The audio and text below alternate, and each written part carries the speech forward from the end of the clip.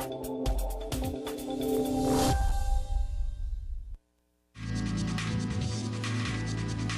respeito à autoridade não significa repúdio à liberdade de expressão. Indiscutível a ocorrência de doação eleitoral oficial por parte da empresa Odebrecht ao diretório do PMDB do estado de Roraima. Goiás foi o primeiro estado a cadastrar 100% da população carcerária. Eu sofri muito. Todos os tipos de violência que um ser humano não merece sofrer. O projeto funciona aqui nesse galpão do setor de oficinas da cidade estrutural. Ele é desenvolvido com a comunidade carente da região há 16 anos.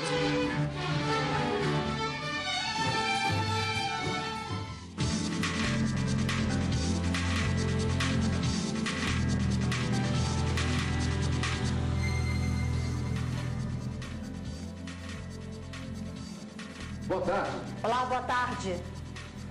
A segunda turma do Supremo Tribunal Federal decidiu que habeas corpus que discute a execução penal depois da condenação em segunda instância pode voltar a ser julgada na turma, sem a necessidade de ir a plenário.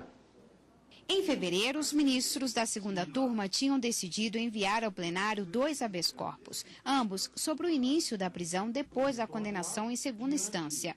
Na sessão desta terça-feira, a mesma turma decidiu arquivar um dos casos de habeas corpus por desistência do requerente e, no outro, retornar a ação para julgamento na própria turma, sem a necessidade de o assunto ir a plenário. Só o ministro Edson Fachin divergiu. Sem embargo da vedação inequívoca que há em relação à reforma em desfavor, neste caso do condenado, pode, quiçá, mudar-se a hipótese que eu tenho examinado, nas quais compreendi da ausência da reformácio império. Ainda na segunda turma, foi decidido que recursos que tratam da incidência da contribuição previdenciária patronal sobre férias devem retornar ao Tribunal Regional Federal da 4ª Região. Segundo os ministros, o TRF terá de aguardar o julgamento de um recurso sobre o tema com repercussão geral reconhecida.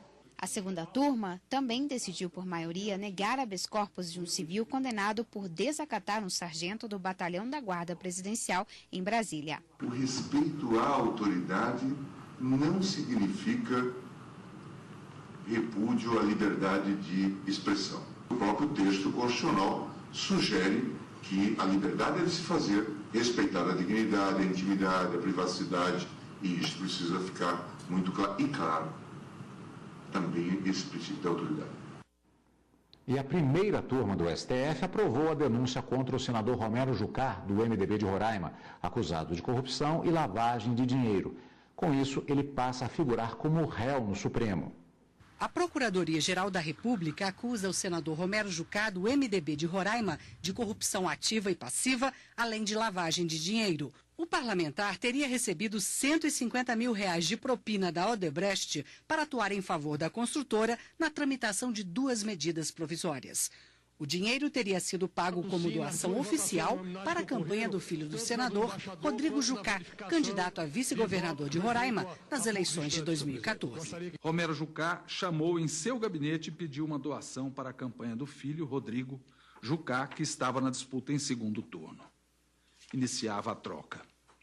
Neste passo já está configurada a prática do crime de corrupção passiva. Na modalidade de solicitar vantagem indevida, já está consumado o delito. O subprocurador-geral da República disse também que a propina em forma de doação foi uma tentativa de mascarar a prática de corrupção. O senador foi denunciado com base na delação premiada do ex-diretor de Relações Institucionais da Odebrecht, Cláudio Melo Filho, no âmbito da Operação Lava Jato. O relator, ministro Marco Aurélio, votou pelo recebimento da denúncia. Indiscutível a ocorrência de doação eleitoral oficial por parte da empresa Odebrecht ao diretório do PMDB do estado de Roraima, repassada no mesmo dia à campanha eleitoral do candidato do partido a governador do estado, em cuja chapa figurava como vice o filho do denunciado. Por unanimidade, os ministros decidiram tornar o senador réu no Supremo Tribunal Federal. Tal como expôs o ministro Marco Aurélio, nesse momento estamos em fase de recebimento de denúncia. Acho que há indícios suficientes da plausibilidade do que ali se narra, de modo que eu estou acompanhando o relator. O senador Romero Jucá vai responder por uma ação penal. Agora começa a fase de coleta de provas e depoimento de testemunhas. O senador poderá ser absolvido ou condenado. E hoje tem sessão plenária no Supremo Tribunal Federal. Confira agora a pauta desta quarta-feira. Separação de poderes e federação é o único tema da sessão plenária desta quarta-feira no Supremo Tribunal Federal.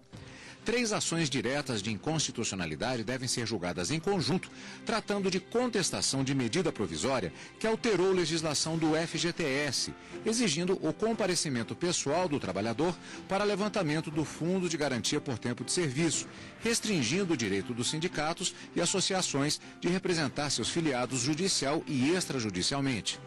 Poderá ser julgada também a arguição de descumprimento de preceito fundamental contra a medida provisória que dispôs sobre a movimentação e armazenagem de mercadorias importadas ou despachadas para exportação nos chamados centros logísticos e industriais aduaneiros. Fecha a pauta mandado de segurança contra projeto de conversão que transforma a lei de 2011 que institui o regime diferenciado de contratações públicas. Mais informações sobre a pauta de julgamentos no site do Supremo Tribunal Federal, stf.jus.br. Eu tenho um encontro marcado com você, amigo da TV Justiça, portanto, daqui a pouco, às 2 da tarde, junto com a Karina Zucoloto e a transmissão plenária do Supremo Tribunal Federal, ao vivo, direto do plenário. E o ministro do Supremo Tribunal Federal, Luiz Roberto Barroso, autorizou a defesa do presidente da República a ter acesso à decisão que permitiu a quebra do sigilo bancário de Michel Temer no inquérito sobre o decreto dos portos. E quem tem mais informações sobre esse assunto é a repórter Aline Barcelos. Olá, Aline, boa tarde.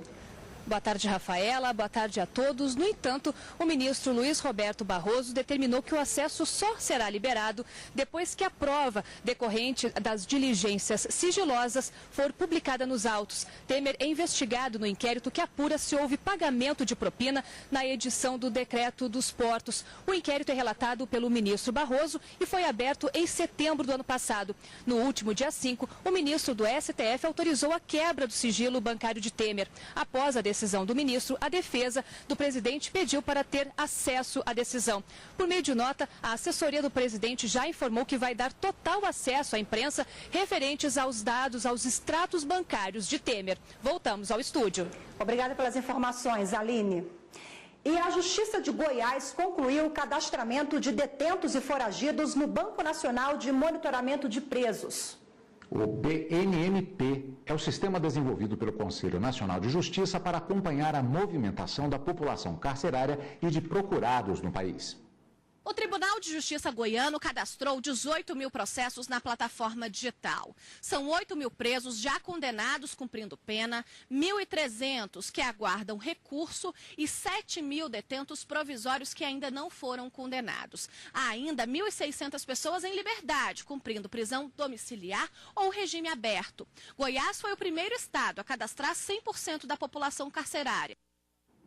E a ministra Carmen Lúcia, presidente do Conselho Nacional de Justiça e do Supremo Tribunal Federal, se reuniu na manhã de hoje com representantes do Ministério Público, da Defensoria Pública e de tribunais de justiça. Em pauta, o sistema penitenciário. O encontro no Supremo Tribunal Federal contou com a participação de representantes de estados do Norte, Nordeste e Centro-Oeste. Na reunião, os participantes discutiram a situação dos presos provisórios e as medidas que serão adotadas depois que o Poder Judiciário passou a utilizar o Banco Nacional de Monitoramento de Prisões. O que ela quer, na verdade, é uma somação de esforços, que todos colaborem e a gente consegue dar uma outra cara ao sistema penitenciário brasileiro. Então, nos comprometemos aqui, começamos pelos estados que estão mais avançados nesse cadastro que é exigido pelo Banco Nacional de Monitoramento de Prisões, Goiás, Sergipe e Roraima, e a partir de então montar um projeto piloto e expandir para os outros estados. E o MP se fez presente no dia de hoje, através desses procuradores gerais desses estados, e firmar o compromisso de auxiliar nesse trabalho para que todos do sistema de justiça possam fazer um bom trabalho e a gente consiga melhorar esses índices terríveis do nosso sistema penitenciário. Rafaela, vereadores não podem se beneficiar da janela partidária para concorrer a uma vaga nas eleições gerais deste ano. Esse foi um dos destaques da pauta da sessão do Tribunal Superior Eleitoral dessa terça-feira. A situação foi levantada na sessão plenária desta terça-feira. Na consulta, o deputado questionou se um vereador pode trocar de partido com a preservação do mandato durante o período de 30 dias que antecede o prazo de filiação exigido em lei para concorrer à eleição de 2018, que é a chamada janela partidária.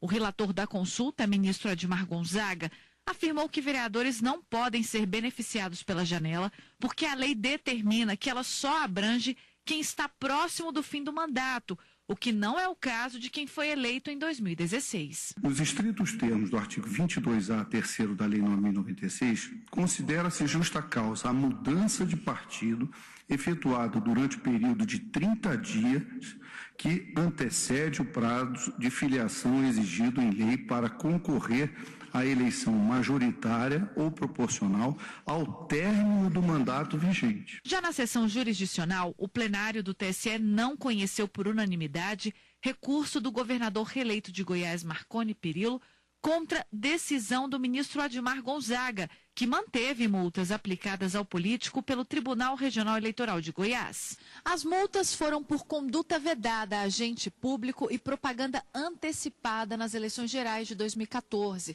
O plenário impôs ainda multa de 2 salários mínimos a Marconi Perillo. O plenário considerou que o governador apresentou mais esse recurso visando adiar a execução da decisão já tomada pelo TSE sobre o caso. E ainda nesta edição do Jornal da Justiça, uma mulher a cada 100 procura a justiça contra a violência doméstica. Eu sofri muito. Todos os tipos de violência que um ser humano não merece sofrer.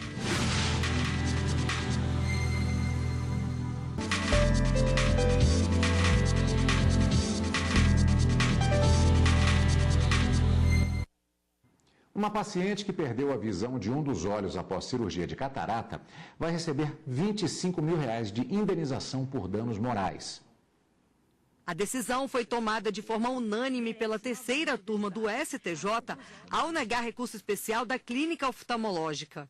O erro médico ocorreu no ano 2000. Segundo a paciente, ela contratou os serviços do Centro Oftalmológico localizado em Ipanema, no Rio de Janeiro, para fazer a cirurgia de catarata no olho direito. No momento da operação, que foi feita a laser, o cirurgião teria errado o alvo e destruído a córnea. Após exames em outra clínica, ela descobriu que a cegueira era irreversível. Após o Tribunal de Justiça do Rio de Janeiro condenar a clínica no valor de R$25 mil, o estabelecimento questionou no STJ, por meio de recurso especial, a revogação de decisão que havia determinado a produção de nova prova. Ao analisar o caso, a relatora, ministra Nancy Andrighi, lembrou que o Tribunal Fluminense concluiu que uma nova prova pericial seria desnecessária porque a paciente, no momento da perícia, já estava com 95 anos de idade e a operação tinha sido realizada há mais de 14 anos.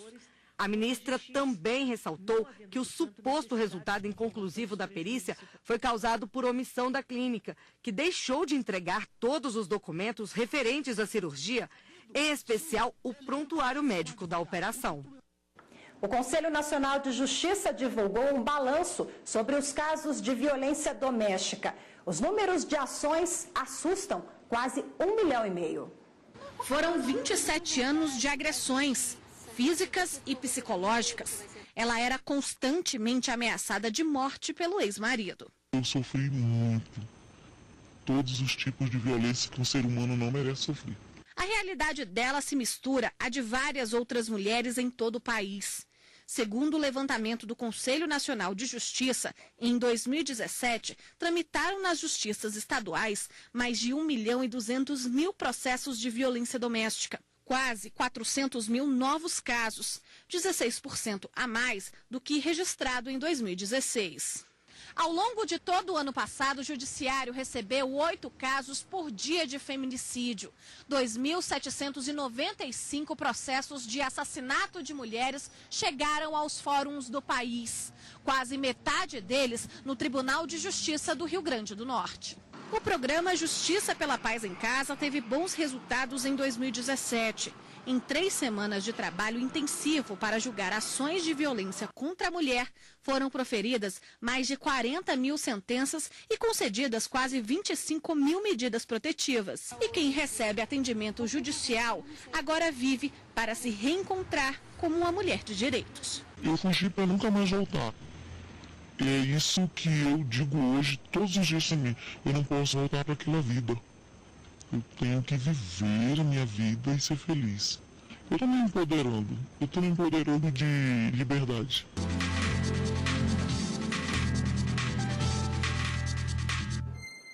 E para falar sobre violência doméstica, nós conversamos agora com a advogada criminalista Marília Brambila. Olá, boa tarde pela participação, obrigada em primeiro lugar. Olá, Rafaela, olá, Cadu. Nós vimos na reportagem que 1 milhão de processos em tramitação. Os números assustam, né? Muita coisa, doutora. São muitos casos e é um problema social onde depois do mutirão Paz em Casa se tornou pública essa problemática de trazer para a sociedade a responsabilidade de combater esse tipo de violência doméstica e familiar, principalmente contra a mulher. Então, esses números assustam, mas eles já existiam mesmo antes da Lei Maria da Penha.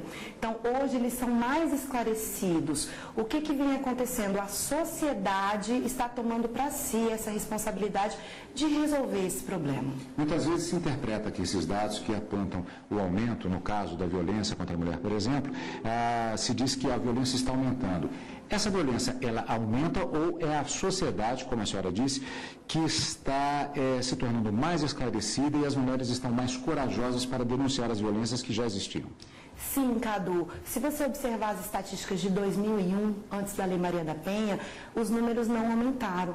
Eles são praticamente, sobre a pesquisa também do IPEA, sobre o mesmo enfoque. Só que o que acontece, Cadu? A forma com que isso vem sendo explorado, as políticas públicas que vêm sendo estabelecidas, não só pelo Poder Judiciário, mas também em conjunto com o Poder Executivo, fazem com que essa mulher possa tomar coragem de procurar essa proteção do Estado. Então, ela está se encorajando, ela está buscando essa ajuda que antes não tinha de forma tão clara. Hoje a gente tem um noticiário semanal, hoje são notícias diárias de feminicídio, infelizmente. Então, essa mulher vem se encorajando. Por quê? Porque ela sabe, por mais que ela se compreenda como vítima, ela sabe que se ela não tomar outro rumo, o fim é certo. E os homens também estão mais preocupados depois da Lei Maria da Penha, estão mais conscientes ou não? Rafaela, na verdade, aquele agressor, ele continua, sim, praticando esse tipo de violência doméstica. Só que, quando o STF decidiu que a lesão corporal teria ação penal pública incondicionada, isso coíbe, sim. Isso faz com que a pessoa venha a pensar, mas como são crimes de ímpeto, que envolvem o seio familiar, às vezes a pessoa não está na sua plena capacidade emocional, então ainda não é suficiente. A Maria da Penha, assim como as ações da Justiça e as medidas protetivas ainda não são suficientes para coibir esse tipo de violência. Agora, algumas sociedades que têm como característica, inclusive as latino-americanas, que tiveram durante muito tempo a característica do machismo, que ainda tem, na verdade, também tem um viés no sentido da postura da própria família. Não só dos homens da família da vítima, mas também das mulheres. Isso também está se modificando, as famílias, inclusive os homens, estão apoiando mais essas vítimas, ou isso ainda é uma batalha que ainda não foi ganha? Cadu, na verdade, dentro desse seio familiar, como a Constituição assim prevê, até instituindo a Lei Maria da Penha a partir do seu parágrafo do artigo 226, o que vem acontecendo? As vítimas denunciam, mas realmente dentro da própria família ela não encontra um respaldo de afeto, de aconchego, de acolhimento. Mas isso é uma cultura que vem mudando. Mas isso também tem uma justificativa muito razoável dentro do seio familiar. Ela vem sendo vítima de um ciclo de violência e a família presencia. Então, muitas vezes, aquela história de em briga de marido e mulher não se mete a colher, os próprios familiares se sentem receosos.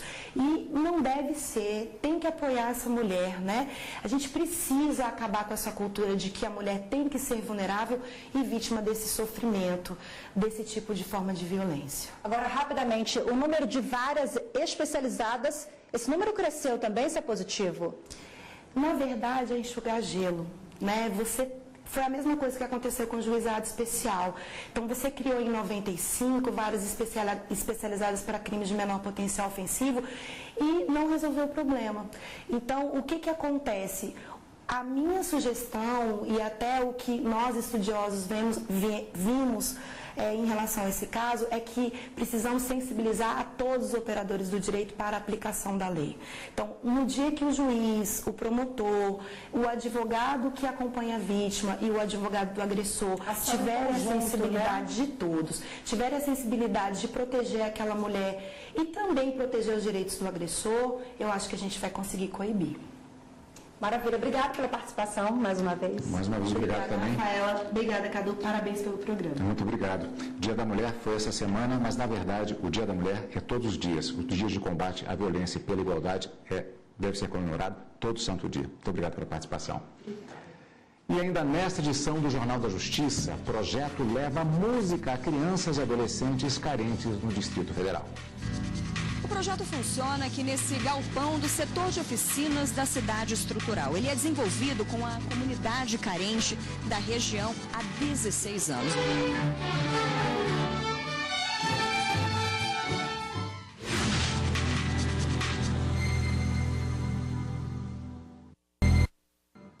Representantes da Corregedoria Nacional de Justiça foram à Paraíba acompanhar os trabalhos do Tribunal de Justiça do Estado.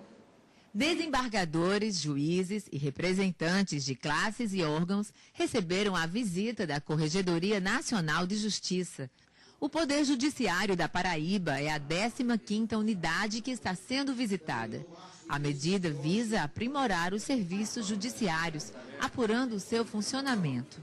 Nós estamos aqui para fazer a coleta de dados, vamos emitir um relatório e, se houver alguma intercorrência, aí o ministro corregedor é que irá determinar a eventual apuração disciplinar ou administrativa que seja necessária. Isso é muito importante para a Paraíba, para todos os estados que recebem uma inspeção da Corregedoria Nacional, porque nós estamos ajustando o trabalho e pegando subsídio além da Corregedoria. Um projeto social, Rafaela, de uma cidade carente do Distrito Federal, mostra que, com boa vontade e dedicação, vidas difíceis podem tomar um novo rumo. Pois é, Cadu, e tudo isso por meio da música. Confira agora no quadro Eu Faço a Diferença.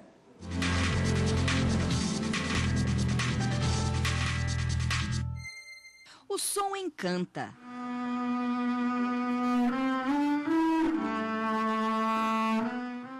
Mas para encantar é necessário dedicação. Por isso os olhos não desgrudam da partitura. Concentração total.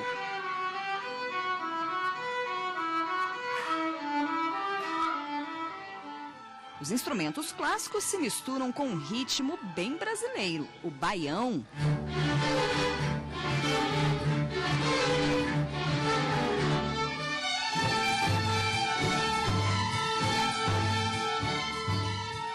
O espetáculo é fruto dessa turminha pra lá de entusiasmada. São crianças e adolescentes que participam do Instituto Reciclando Sons, que usa música para ressocializar pessoas em situação de risco na Estrutural, cidade a 20 quilômetros de Brasília. O projeto funciona aqui nesse galpão do setor de oficinas da cidade Estrutural. Ele é desenvolvido com a comunidade carente da região há 16 anos. Desde então, mais de 2.500 alunos já passaram por esse espaço.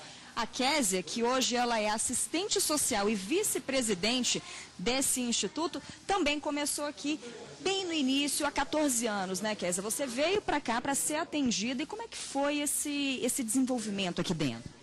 Então, o Instituto Reciclando Sons tem muito essa questão da inclusão, convivência, de trabalhar a convivência e o profissionalismo também para o jovem.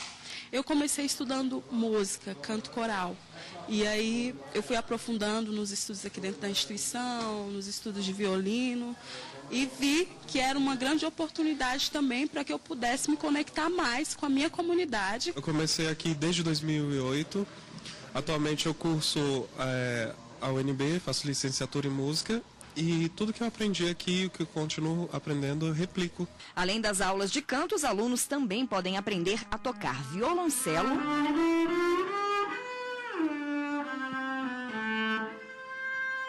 violino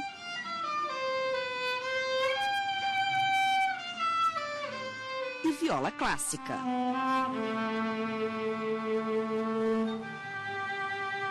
Mas não para por aí. Quem participa do projeto social ainda frequenta aulas de reforço e de inglês. Tudo para que os alunos tenham uma base para investir na carreira musical. E é isso que espera o Pedro Henrique, que participa da iniciativa há 7 anos e aprendeu a tocar violino. Desde quando eu era pequeno, eu tocava violão.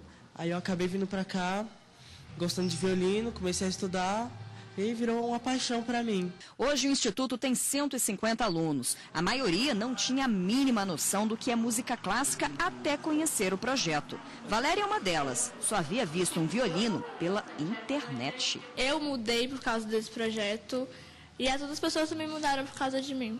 O Instituto não conta com verba do governo e se sustenta por meio de parcerias com empresas privadas, além de doações. Para participar da iniciativa é necessário atender a alguns critérios, como ter renda familiar de até meio salário mínimo. Os educadores também levam em consideração onde o interessado mora, a saúde, escolaridade e o histórico de violência. Quem garantiu uma vaga não larga de jeito nenhum. As pessoas daqui, elas não têm muitas oportunidades quanto as pessoas de fora.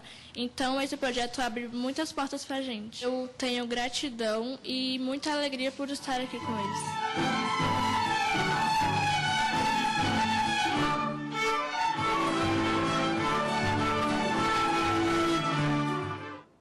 Olha, a educação é a base de tudo, né, Rafael? E música, inclusive, possibilita o refinamento da alma. A popularização de instrumentos que supostamente são elitizados, etc., faz com que a gente possa ouvir isso. Eles tocando quinteto armorial, uma peça difícil de tocar e, pelo que deu para ver, eles estão tocando muito bem. Esse é o caminho, com toda certeza. Um projeto que faz a diferença, canta e encanta todo mundo, né, Cadu? Com toda certeza.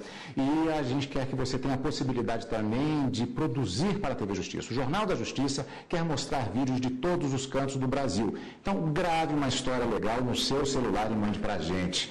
Hoje nós vamos ficando por aqui. Boa tarde para você, obrigada pela audiência, até amanhã. Até amanhã.